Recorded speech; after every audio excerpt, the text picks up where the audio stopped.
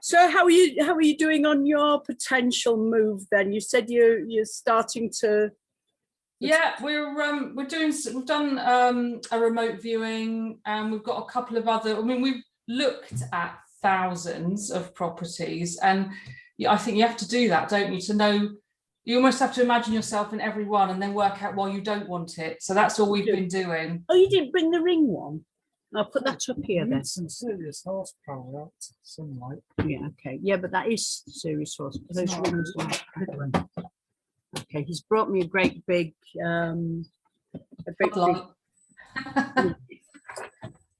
Oh, very nice, yeah. Recording because I need to swear. Oh, we are recording, yes. That's a shame. But it's all right because you can chop it off because we're not live in any way. I don't think that's done much, Frank. Try it on the other side. You try it. Yeah, he's done. He's tired because he's shoveled a lot of. No, you would have been better off bringing the other light, Frank. Honestly, the ring one. Sorry. Oh, we've got grumpy husband today. Any better? It marginally. I think it's because it's so bright behind you. The camera. But yeah, I mean, I want an attractive background. I'll try going another way. There's some nice flowers there. I think that's even darker because the wall's so white. Yes. Yeah. That's no good, is it? Let's see if it's any better. That away. Yeah, that's a bit better, isn't it? A little bit. You need some tin foil to reflect the light onto you. That's not a bad idea, that Elisa. The white wall does it to a certain extent, but yeah, I don't know. You see, the thing is, we could do it inside, but inside is such a boring, unpleasant thing. Unless you've left your Christmas decorations up like me. But that's right. That's right. No, I'm going to have the ring light. Sorry, friend. I'm going to have to bring it, please. Just say yes. Just do it. I think when you do something physical, when you haven't done it for ages, it really does take it out of you, doesn't it? It might help for me to back off a bit as well, because you're quite small in your. Can you be any bigger in your picture? I've got it as close as I can over my desk. What about tipping it towards you a bit? I've kind of I've got short arms. That's about as close. No, but I mean you're very low as well in that picture. That's better. That's much better. More Lisa. The more Lisa, the better. I probably shouldn't have worn stripes actually. Well, Don't wear horizontal stripes on camera. I quite like horizontal stripes, actually. I do. And in fact, since I've lost the weight, because I was a very big girl before, and since I've lost the weight. Hello, Smooshy. Do you find it easy to lose weight out in Spain? No, I find it easy to lose weight if I really want to. The problem is, I'm addicted to food. So what I have to do is break the addiction. So I have to break the sugar addiction. It's no good, for example, me trying all these sweeteners and things like that. I've got to go keto. Whenever I want to lose weight, I've got to start the day with eggs, whether I like it or not. Wow. So, yeah, Frank will have to. He's going to do me some he's going to do me some coffee as well, isn't he nice? So, I'm still. Are you there, Frank? Oh, okay. Yeah, if I hang it on there, it should be okay.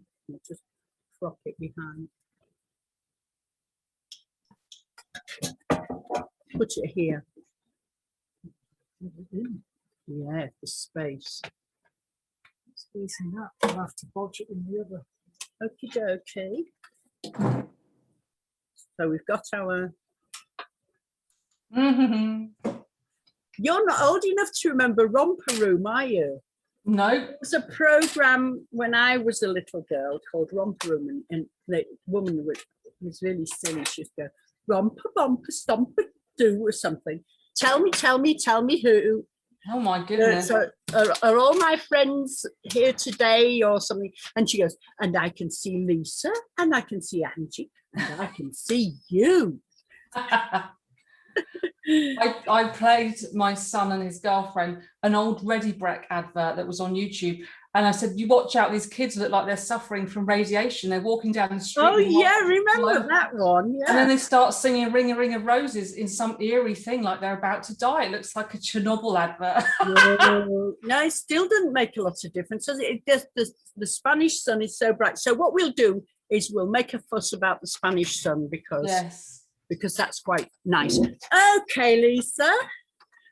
So shall we do some proper, shall we? Okay, are my glasses reflecting the light, or I can take them off? I just can't see. No, they actually look quite nice. I'd be able to see better with my glasses on. Yeah, they actually look quite nice. So we decided that we both wanted to talk about digital products. I particularly wanted to pick your brains about them.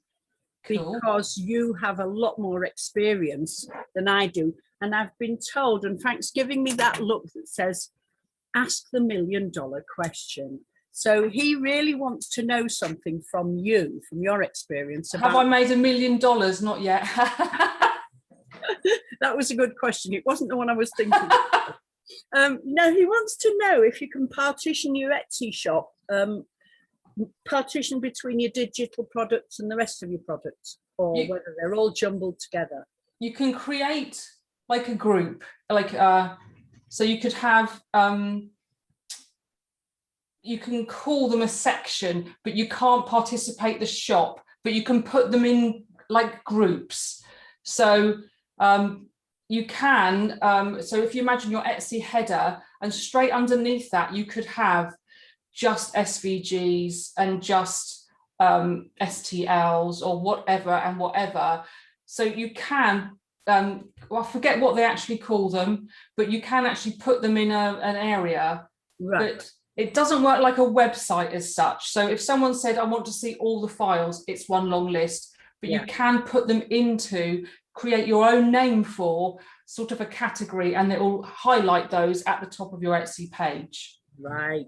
I'll just say something about Etsy because we found out we'd made a big mistake yesterday. Sorry to anybody watching in. The reason my face is dark is because I've chosen to sit outside, and I'm not going to change my mind because it's too nice out here to change my mind. Totally. And I'm in deepest, darkest Cornwall, so that's why I'm so dark. I might be getting a sunburn on my back at the same time, but what I wanted to say about Etsy is we've made a mistake, and I always share my mistakes because my mistakes are the very best teaching, really. Yesterday I went to look for Angie Scarr at Etsy. On Etsy, I just put Angie Scarr in. Shops with the name Angie Scarr in, and of course there aren't any because when I handed the business over to Frank a few years ago, when I was pretty much in trouble, I was not handling things well, we decided that his shop was going to be called Frank's Craft Shop, and instead of putting Angie Scarr at Frank's Craft Shop, we called the Etsy shop Frank's Craft Shop. And then underneath it says Angie Scarr Miniatures. Oh, okay. So we've made a mistake there. So a good piece of advice for anybody watching is make sure that your name is searchable on Etsy, because mine isn't. That was just a really stupid thing to do. So we've just put up our very first digital product, which you've seen, haven't you? Congratulations. Book. Yeah. So it's the book I'll take this opportunity. It's the workbook that goes with this book. And it just says workbook across the bottom, and it's pink instead of blue. And the reason we've done that, which we'd normally do all our books also as Kindle books, but in this case, there are so many pages that you will want to photocopy if you've got the physical book, that we thought that it was an ideal thing to make as our first digital product. Oh. But partly because of your advice, Lisa, we've been thinking quite a lot about what digital products we want to sell. And the reason for selling digital products, well, actually, I'll hand over to you, Lisa, because you're very good at explaining why, even though you're a crafter, you should sell digital products. Ultimately, for me, it's laziness and avoidance of stress. So the one big bonus for us, certainly here in the UK, was if I upload a digital file anywhere in the world, someone can buy it and download it instantly. And I don't have to monitor that at all. So Etsy is a very good place for starting off doing that. They make it very easy to upload, and they take care of everything. So, you know, we started with Etsy. We've now got our own website, but absolutely, I think it's easy to do. Anyone in the world can buy it and download it instantly. And that's amazing. So you wake up in the morning and you've had sales in America and Australia and Japan and wherever else. And the second thing is why it really works for me is I feel I'm a perfectionist, and I feel very stressed when you make something and you put it in the post and you have to package it and seal it up and label it and physically take it to the post office. And you can do drop and go. I like to physically hand it to someone. I don't trust any kind of automation on that side. And you're then waiting, hoping it gets to the recipient in one piece and on time and not broken, and they're happy with it and they haven't moved. And if you use PayPal, you have to send it to the address in PayPal. And if they've moved and asked you to send it somewhere else, they can claim, and PayPal will refund them. All of those kind of things just disappear when you're just selling digital files. So for me, it was the ultimate easiest stress-free way for a lazy perfectionist. Absolutely. No, I absolutely agree with you. And there are a lot of people who complain about the fees on Etsy. But what annoys me about people who are constantly complaining about paying fees for a service is, don't they understand that they're receiving a service, and that 0% of naught is naught. Exactly. And a small percentage of a large amount of money is nothing compared with the large amount of money that you're receiving, if you are, obviously. Yes, and as we've spoken about before on Etsy, I use that as my sales funnel. They have a huge audience. They have access to all the algorithms and SEO and Google and anything. So by going on there, and that people go, oh, it's full of the same thing. It isn't. If you have a unique offering, you will find your way through, and they will promote you. I think, if anything, the fees are just a little awkward to look at. When you look at what they've charged you, they charge you, then they charge you for charging you, then they charge you VAT, and then they charge you on the VAT. And it's like, I really don't need all that information. I just like probably one charge would be nice. But I think that's where people get a little bit overwhelmed with the charges. But as you say, it's like everything else. I mean, it's like publishing to Amazon. I don't look at what they've charged me per book. I only look at what I receive per book, and I look to receive $2 or euros or pounds or whatever. I look to receive approximately that level per transaction, per book. I mean, the book might cost $20 or it might cost $10, but I'll still look for an income of that sort of $2 mark. And I'm looking at the same sort of level for my sales on Etsy. I'm looking to receive around that level. If it's a little less because I make more sales, then that's okay, because you're only being charged. I mean, you're only being charged when you're making money. You're not being charged when you're not making money. So totally. And imagine if you're talking about Amazon and books, if you had to buy them all in advance, that's going to cost you in advance. And then you've still got to do all the packing and shipping and hoping it gets there. And there's a whole level of customer service and physical shipping that with digital, it kind of takes that all away from you. So I'm happy to pay Amazon in that sense. Absolutely. Well, I've done that. I mean, I've done the self-publishing and buying stock, and that is a nightmare when you've got several books and you don't know which one's going to sell, and you could have 100 of a book that doesn't sell on your shelves. And you might make a little bit more, but not an awful lot more. So, and once you've printed them, that's money sitting there on the shelf. Exactly. So yes, so there is the first of our digital products is books, because as soon talking about digital products, perhaps it sort of meshes with talking about what do they call it when you don't work for each sale? Passive income. Thank you. I'm glad I've got your young brain on this one. So it's the passive income aspect. So once you've written a book, it becomes, in your world, a digital product.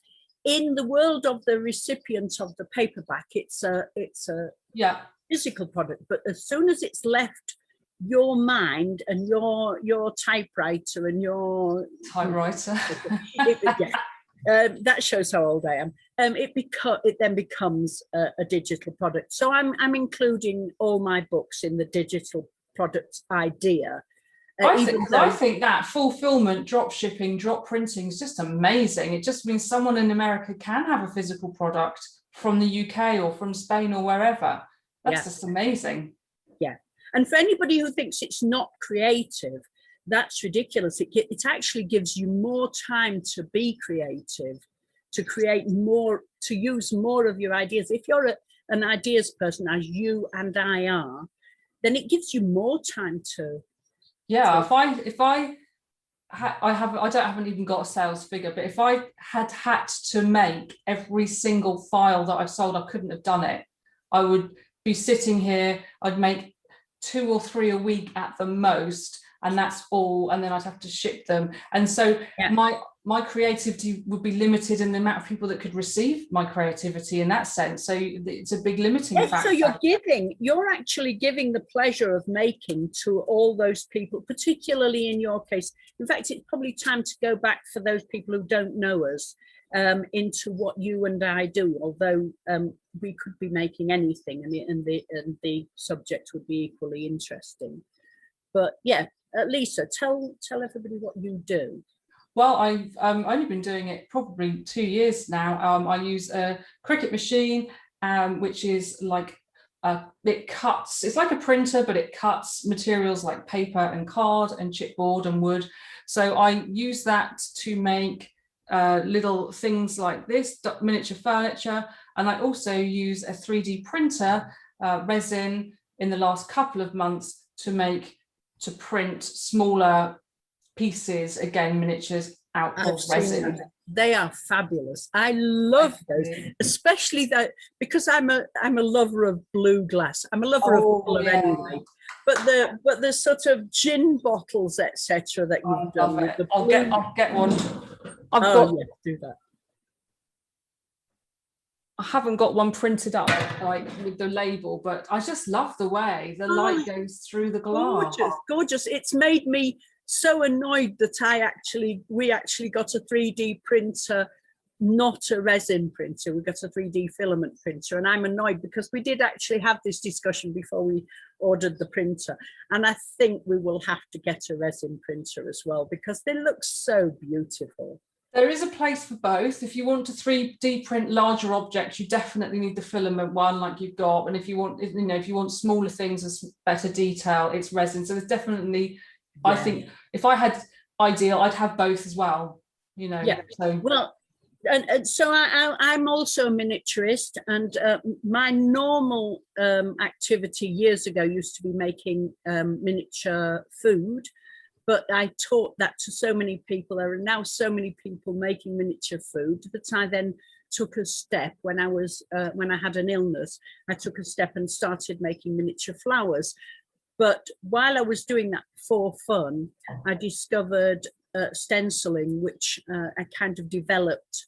And so I sell stencils. And one of the things that I would possibly consider doing is selling some of the easier to cut stencils as digital products.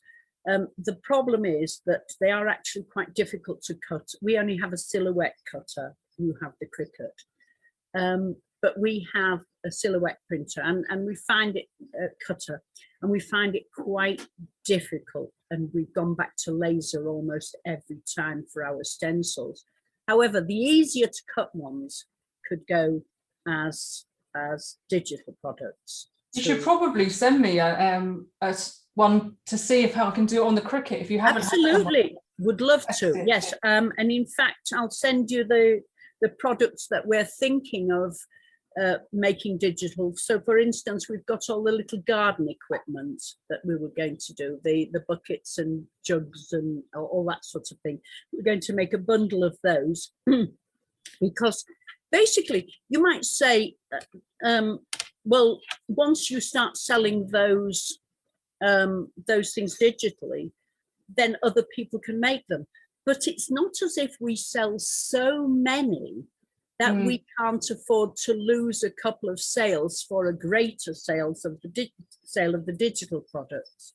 So yes, Lisa, I'd love to send you some of those to cut out and have a go with and see. Well, yeah, because it'll test. I'll have to get some whatever you recommend as the stencil type material. I know the Cricut can handle regular full size stencils. So it is just these things are just made of ordinary cardstock.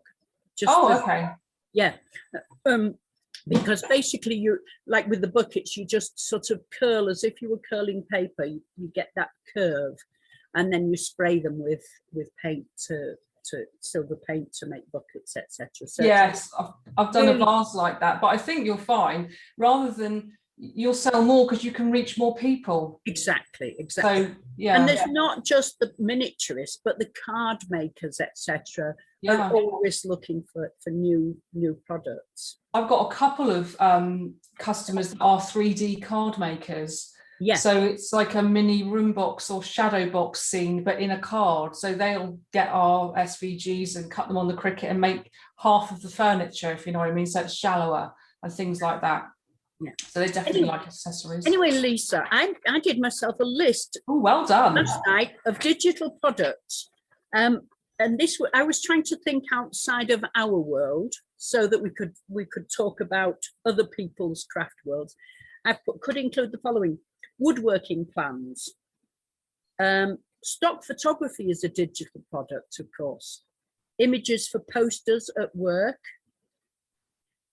Cut it yourself t-shirt designs, so the vinyl t-shirt stuff, which you can do on Cricut, and silhouettes, of course. Craft classes on PDF. Craft classes on video is a digital product. Music, of course. SVG for Cricut and silhouette machines for card making, which of course a lot of people know about that. Paper flowers full size. I mean, I'm making paper. I'm cutting out flowers in miniature, and I often look at the waste and think, "Ooh, if that was the right material, that would make lovely miniature paper flowers." So going on from there, paper flowers in full size would totally the big market for that. Yeah, exactly. So that's one of those that I would consider doing because I've done all the work on flowers. Yeah, flower designs. These aren't all for me. These are for people out there to have things. Decorations. I've just put decorations. So there are those decorations that are sort of like circular, but they're all made of pieces of paper. Placeholders for weddings. I've got more wedding stuff later on. Books, of course. Recipes, recipe cards and things are a digital product. Designs for 3D pen, designs for 3D printer and for resin printers, which is what you're doing. Designs for bridal favors. I mean, that's something you could do with your miniatures, because miniatures are a wonderful bridal favor. And I'm doing the flowers. I'm hoping to sell some kind of do-it-yourself hen night digital kit for making bridal favors. So that's something that I've been looking at. Cute. Templates for social media posts is a digital product. In fact, I've seen that those sold quite a lot. Daily affirmations. Now, I believe Naomi, who spoke to me a couple of weeks ago, has done some low content books which are full of affirmations and stuff, which people love for some reason. That I've even put a few affirmations in my workbook, actually. Mentoring products, language classes, teacher resources. Teacher resources is a good one. I don't know what that says, because I've spoken into my thing and I've got chops there. I don't know what chops are. Something else, and it's misheard it. Maps, children's games to play with your children on rainy days, sort of things. Basically anything you can print out yourself at home using any method. For example, an ordinary printer, the plotter cutters, the 3D printers. Oh, I put under children's games, I put party games pack. Yeah. Oh, yeah. Designs for laser cutters, for those who've got laser cutters. That's a digital product. Some of these things require, I've put large outlays for equipment, such as printers, cutters, etc.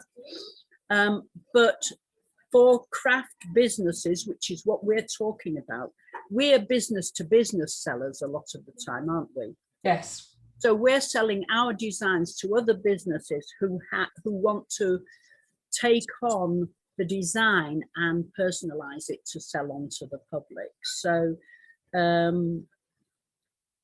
you simply have to have a talent for design and problem solving. And this is where I put ask Lisa about partitioning of different types of goods for your shop. Blogging and vlogging, they're digital products. And then I've just put digital products may seem an anathema to creatives, but here is why it can actually support your creativity to accept, take into account and produce digital products as part of your business strategy, because passive income is very important these days, and it's very accessible because you can do it on a shoestring. Totally. And you can do it with very little equipment. I started doing my YouTube tutorials with just an iPhone and nothing else. No fancy lighting, no microphones, nothing. I just chose a well-lit window and one iPhone. Yeah, because neither of us had a lot of money to spend, did we, when we started? No, and we did the designs on our laptop. We learned how to do it on YouTube.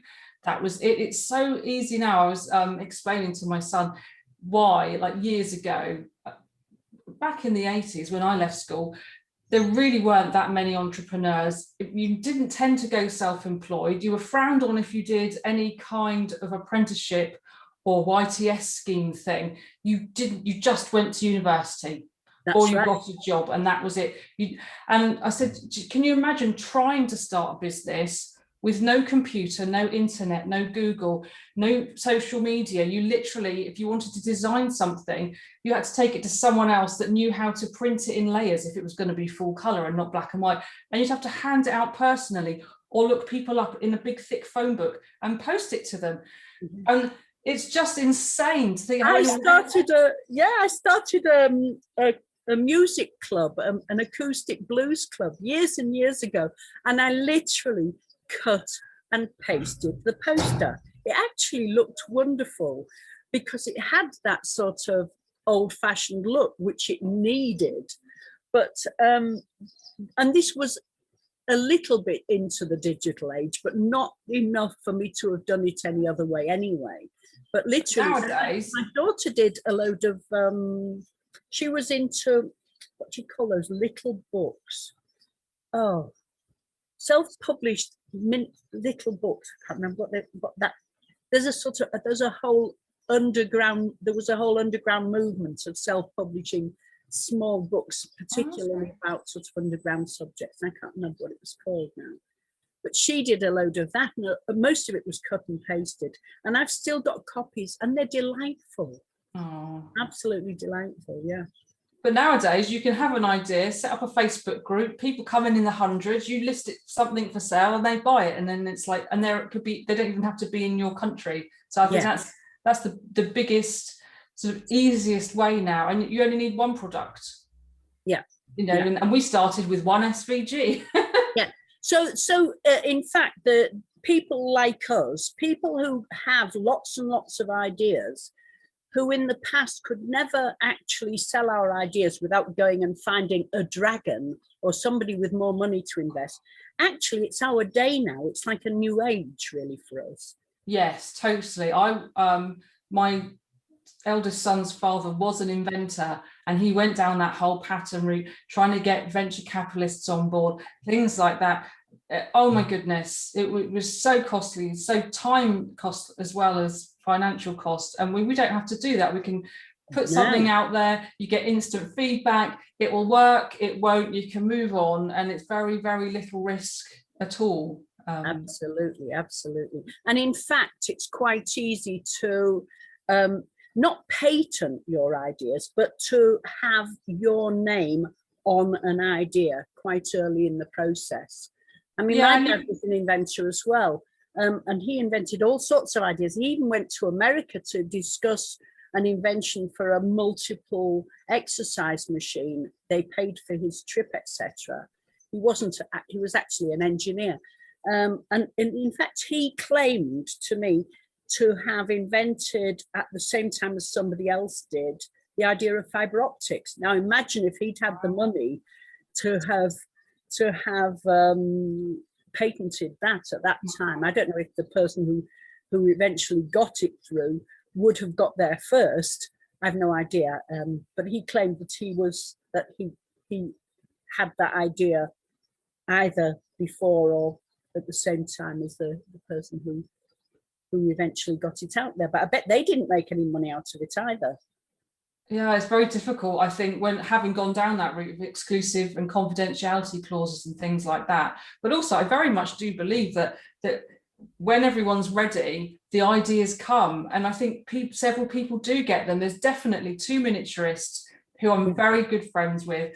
And you can bet whatever one of us is working on, one of the other ones, we're on parallel, and we've never spoken, and we've never hinted of it, and we both go, and here's a fireplace with this and that, and we're like, oh my goodness, or we're both working on water. Yeah, exactly. It is because ideas are linear as well as you can take leaps between them. But once you've got the idea of one thing, the next thing comes to you. I mean, for example, when the Sinclair Spectrum first came out, my son was just born. My second son, who's the computer geek, was just born, and I bought a Sinclair Spectrum. In my mind, they'd cracked the idea of digital images, and I was going to be able to create wonderful digital images and stuff. Oh my goodness. Oh, what a disappointment. Because I knew in advance that once that was done, it was only a small step to something else. And it was the same with digital cameras. When they came out, there wasn't a good enough digital camera for me to do my first book. And I nagged Frank and nagged him to keep looking until the first one that was 2.1 megapixels or 2.3, something like that. Yeah. And that's what I wrote my first book with. And I was the first person, certainly with that publisher, to do a digital step-by-step book, which before then was not possible. I think there's an element of that in whether it's not just digital, in any creative business. I think it's good to be the little bit of the risk taker, the first person to jump in. It doesn't, like we bought the Cricut and I'd never used one before, but like you, I could see the potential. And so I just went for it and just like got the ideas out there and shared it with people and said, this is what I'm doing and have a go at this and get your people on board. But you have to sometimes be an early adopter, but then you attract other early adopters. And now I've kind of got a loyal audience of early adopters, so that's really good, and then that gets your momentum going. Yeah, because in the past, you never wanted really to be the first person to do something, or we always tended to be the first person to do something. But in the past, the first person to do something was never able to take it to fruition. But now you can. Now you can have the idea, and as you so rightly said, you can have it the same day up for sale. So you don't have to go through that process of testing and trying. And I suppose that even though we take the piss a bit out of Facebook's move fast and break things, but if you do things first and they aren't quite right, there's no harm in going back to your customers and saying, you know, that wasn't quite right. I've done a better one. Here, you can have it for free because you came in early. And people creative people certainly don't mind that as much. No, because I mean, I think we periodically we go back through our original SVGs and actually go, is there anything we know now when we created those? We can refine them, or we can tidy that up or something. And then, you know, we do that. You have to do that to a certain extent. So because they're evergreen. So it's good practice to sort of go back with your new knowledge and think, well, I'm still selling this file. I'm just going to go and make sure it's up to the standard of all the other ones now. So that's a good tip, really, to because they are evergreen, just go back and check. And because they're digital, you can pull the original and put out the new version in an instant. The same with books. For example, when we first did our flower stencils, there were no veins in them. We weren't up to that standard of ability to cut very fine veins, etc. We hadn't even thought of it, to be honest. And one of the biggest problems that I had in those days were the leaves came out too translucent and you could see the clunky bit of wire behind. Well, now I've found a finer way of putting wire on anyway. But putting the veins in both gives them a more natural look, but it also solves that problem of the spatula going down into the stencil and scraping the middle too clean, which is happening. The veins hold the spatula up. Right. So you're doing two processes, but you're getting a more than doubly good product. So now we've re-released all our stencils, and those people who've tried the first ones, they've lost nothing. My patrons can just say to me, this didn't work very well, and I'll give them a new version. But people have tried it, they've found that they like it, they've found the same problems as I've found, and so they're really open to accepting the new versions. So it's always good to go back and update, I think. Oh, that's another digital market, really, is like Patreon and YouTube, where you can monetize your journey. So people don't always want to have something from you in a digital physical sense, like a download. They do just want to follow your journey and sharing what you're doing and how you're doing it and things like that too. So that's another digital income that you can generate. Patreon itself and that kind of thing. Yes, of course, because creativity is something that people want to have brush off on them, which is, you know, I mean, I enjoy talking to you because our creativity brushes off on each other, and that's such a pleasure. And we have built up a relationship that we can do that. We can just talk to each other when we want to, when we feel like bouncing ideas around. But we couldn't do that with the whole world. But your digital presence, your Patreon and your materials as they're coming out, at the time they're coming out, can connect with the whole world in a way that you can't necessarily face to face all the time. Fabulous. It is. So, so I want lots of advice from you, Lisa, but as I say, the first thing that we're thinking of putting out is all the things that we sell currently, so the garden equipment, and then I also have all the boxes and baskets and punnets and things from my shops. but I also have loads and loads of ideas. Oh, and all the things that we're doing for 3D pen will also work for 3D printing and mostly for cricket and Oh. sport as well. So all these designs, like the boat, for example, we've just been Yeah. the boat. That boat design is transferable between cutting out of card, cutting out of wood, printing with 3D printers, and drawing with a 3D pen. So all the designs can be tweaked to go to work for all the different methods of production.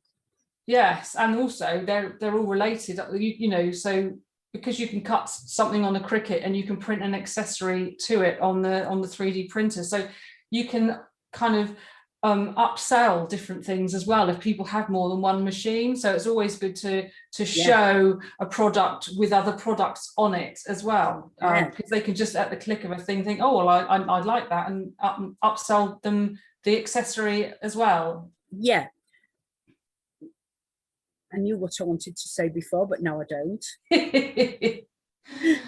Yeah. So if you're in a creative business, and you've never done any digital work before, and you want to chat to us, please feel free to put some chat under this video.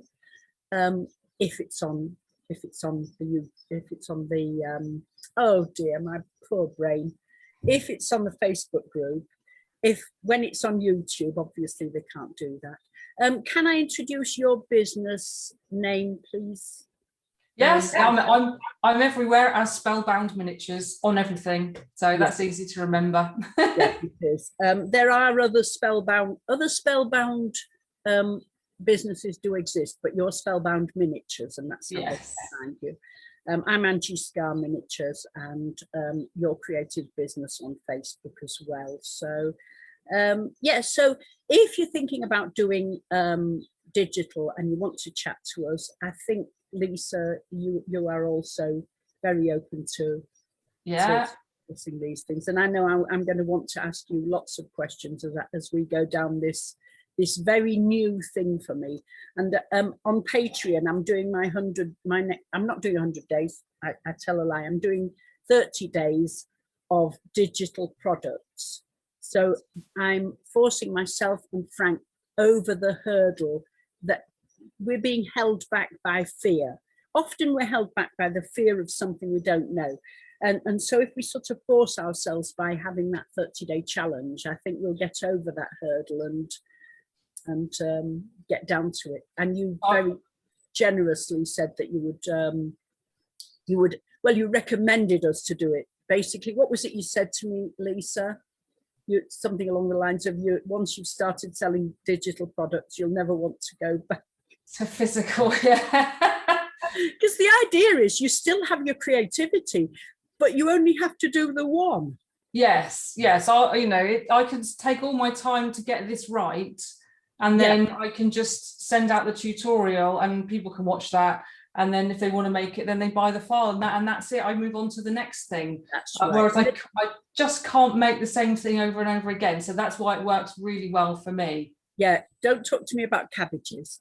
They can customize those things as well, can't they? I mean, absolutely. And of course, presumably you don't have any problem with them selling those products once they've made them. No, that's the kind of the thing is, you can make it and sell the physical thing, you just can't redistribute it as a kit or in digital form. Exactly.